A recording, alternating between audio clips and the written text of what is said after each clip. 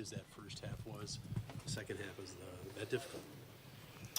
I mean, the second half, we didn't start it with the same sense of urgency. I think that's obvious. We knew they were going to make a run, but even when we answered a little bit in the second half, we couldn't consistently put together scores and stops.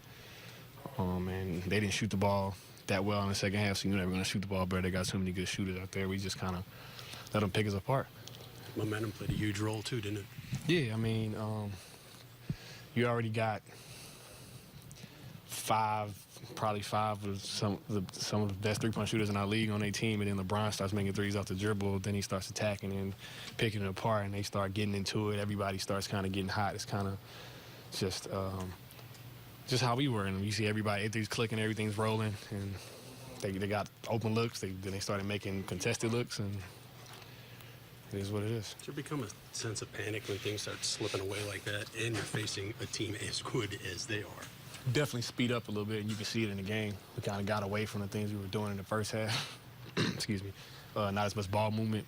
And then we couldn't push like we were because we weren't getting stops. We were getting stops in the first half, so it allowed us to push the tempo and move the ball. And now that the defense gets set, and you're not getting stops, now you're coming down against a more set defense every time. You kind of get stagnant. They kind of, obviously, they trapping Paul on any situation they can.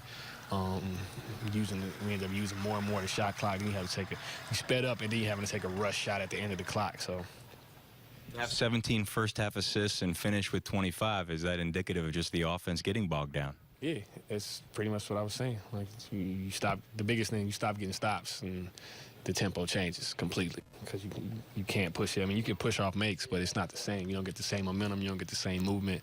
You don't get multiple guys touches. It's just you kind of get down there and try to figure out how to get Paul open, and then they double him, or if he's got the ball, they double him right away, and then you get guys spread up in situations trying to make plays, and then you try to make home run plays. You know how that goes. So there's a little bit of everything that kind of mixes in, and you just got to be able to kind of rally each other together and remember what we did the first half. Surprising to see them do that with Kyrie on the bench? Say it again? Surprising to see them be able to do that with Kyrie not playing in the fourth quarter? No. I mean, obviously he is Kyrie. But, I mean, when you got that floor spread like that and LeBron gets rolling and then he's able to kind of get downhill and start getting those other guys rolling, picking you apart, it kind of makes the floor even bigger because you got 4 three-point shooters standing out there and him making them off the dribble. CJ, how important is it to turn the page and not let one like this linger? Or is it better to let it resonate and watch film about it this way? You definitely watch film on it. I think you definitely see the difference, so you can see the difference between the body language and the energy the first, second half. I think we probably will watch it, but I think the biggest thing now is you look at it, just 3-0. Like, you want to go home or not. It's pretty simple. There's nothing really more to say about it.